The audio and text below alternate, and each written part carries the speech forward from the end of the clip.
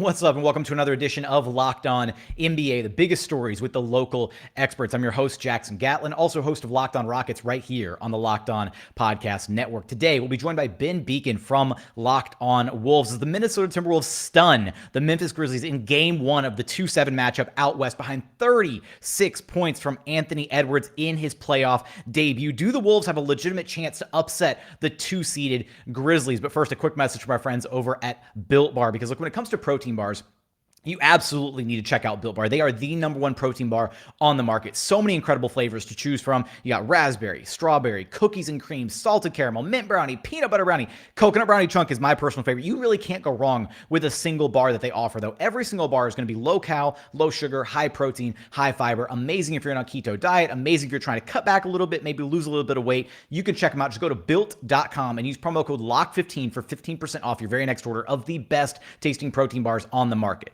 Again, that's promo code LOCK15 for 15% off at built.com.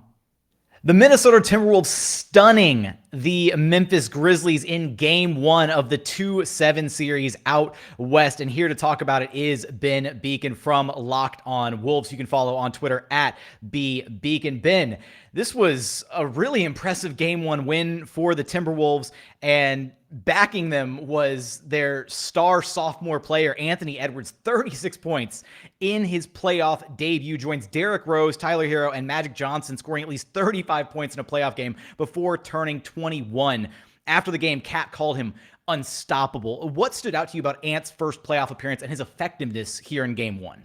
Yeah, I think the biggest thing is, if for people that haven't watched him much this year, and the Wolves haven't been on much actual national TV to this point, this wasn't all that surprising, I don't think, for Timberwolves fans. I mean, obviously he scored 36, which is great, and obviously well above his average. But I mean, this is Ant lives for these moments, and there's kind of this during the season there were some ebbs and flows in his game because apparently he just needed more of a challenge, right? Which sounds crazy, and obviously it's a skill to be on all the time, but if this is playoff Anthony Edwards, and in the big national televised games earlier this year, the few the Wolves had, he played really well. He steps up to the challenge. He said before and after the game, hey, I don't treat this any differently than any other game, but clearly he was that much more locked in. He was efficient. He was effective, as you said. He scored in really at all three levels in this game. He had multiple three-point makes, was scoring in the mid-range on step backs, was getting to the basket, obviously had a couple of impressive moves to the basket. This is exactly what Timberwolves fans expected to see out of Anthony Edwards. And I think you're right. I think that is the story from this game, is that he delivered on what Wolves fans have been seeing in these kind of more marquee games throughout the season. Is it crazy to say, Ben, are we watching Anthony Edwards become the Wolves' best player? I know, like, maybe that's not necessarily the case quite just yet, but are we seeing him blossom into that?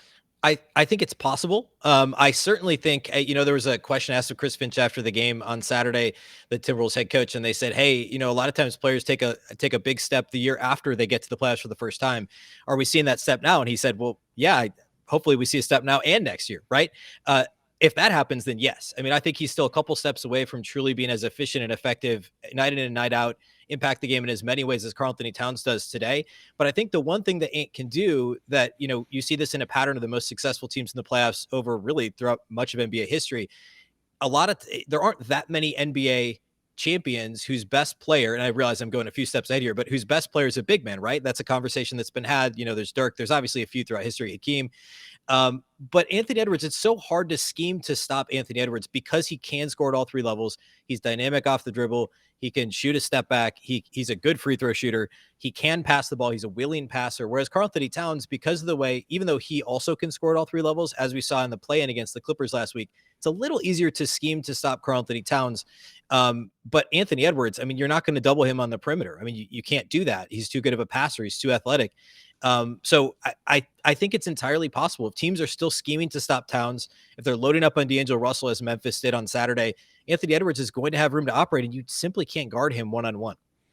You mentioned Karl-Anthony-Towns there, and look, Cat, for all intents and purposes, I mean, he was basically a non-factor, maybe even at points detrimental in that play-in game against the Clippers, struggling with fouls, struggling to just get anything going in that game. But he came back in a big way in this Game 1 victory, 29-13. How big is it? How important is it to see Cat kind of respond the way that he did in this first game? Oh, it's massive. I mean, Timberwolves fans will tell you he couldn't have played any worse on Tuesday. We have never seen him play worse than he did on Tuesday. They still found a way to win. So I think in a sense, it took a little bit of pressure off of Towns, knowing that, hey, I don't have to do it all. Like D'Lo, when he's on, and D'Lo wasn't on, at least shooting wise on Saturday, he can carry a team down the stretch of the fourth quarter. When Ant's on, he could carry a team for basically an entire game.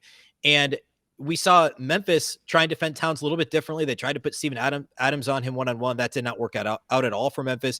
The Wolves were also a little bit more creative getting Towns going. They ran some different actions to get him the ball.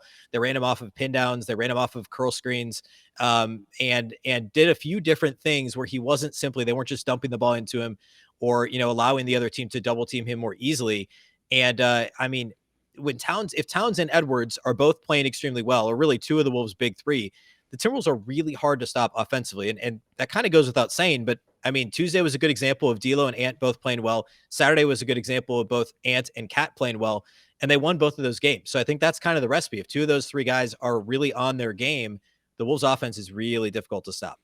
The Wolves' big three is very clearly important, but a guy that felt like kind of an X factor in this game, Jayden McDaniels, who Anthony Edwards made sure to highlight after his play in this game. He was a team high plus 19 in the win. How important was his impact off the bench? Yeah, and I mentioned the 2 out of 3 of the big three played well formula, and then the other piece of that is you need at least one other guy to show up. And Malik Beasley did that to an extent. He, 23 points. He was actually pretty good on the ball too. But Jaden McDaniels is the big story because he is a second-year guy. He's, I think, still 20 or just turned 21 or is about to turn 21. Was a first-round pick last year as well. And a lot of people nationally don't know about him. He comes off the bench for the Wolves it has really since the early stage of the season. He had 15 and 7. He had 3 blocks in this game. At times guarded Ja Morant, made life really miserable for him. His length, his athleticism, switchability, so quick laterally. He truly has dynamite two-way potential. I mean, he has star level potential. I think at the very least, he's going to be a starting caliber player in this league. But remember, he's doing all this in his first playoff game at age 20 in his second year in the league.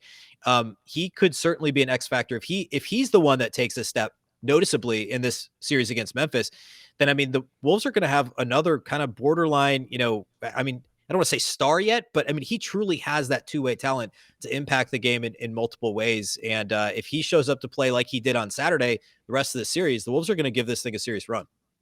The Wolves managed the win here in game 1, but Ben, what's an area of their game that they absolutely need to clean up heading into game 2 of this series? Oh, it's turnovers. I mean, and the Wolves are a relatively turnover-prone team, but they kind of go in these peaks and valleys when it comes to that. They had 17 turnovers in this game. I believe 10 of them were in the second quarter alone.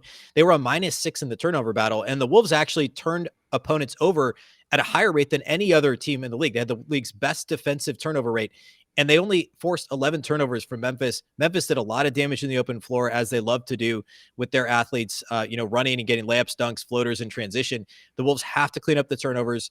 And also the free throw battle. The Wolves give up a ton of free throws. They commit a lot of fouls. They were a -16 in free throw attempts in this game. Thankfully, Memphis didn't shoot the ball all that well from the line, and the Wolves did get there a fair amount themselves. But if the Wolves lose the free throw battle by double digits and lose the turnover battle, I don't see them winning again in that fashion. I think they got a little bit fortunate in that regard. Did this win, Ben, at all change your perception of the Wolves' chances in this series?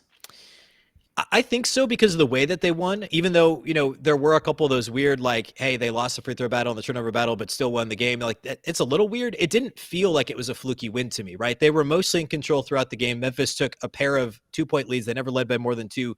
But the Wolves, for more or less led the entire way, had control. It felt, and also you layer in the regular season success, right? If the Wolves had lost 3 or 4, had been blown out 3 times by Memphis in the regular season, and then won game 1, it'd be like, well, I don't know. But they won both home games against Memphis in the regular season. They blew them out by 43 points once when they played the Grizzlies. And then they won game 1 pretty convincingly in Memphis. So yeah, I mean, I think I predicted before the series that the Wolves would win game 1 and lose the series in 6. I'm actually feeling more confident now after this game because of the way that they won, the way they went about their business. And it didn't feel fluky in the moment, right? It felt like they belonged. It felt like they can go toe-to-toe with Ja Morant and the Grizzlies. And, I hope I'm wrong about that Memphis in 6. And I'm starting to wonder, because it was impressive on Saturday. The first series opener win for the Minnesota Timberwolves since 2004. Can it lead to a series upset here against the Grizzlies? You're going to have us covered for all of that and more over at Locked On Wolves. Ben, appreciate you stopping by Locked On NBA with me. Absolutely. Thanks, Jackson.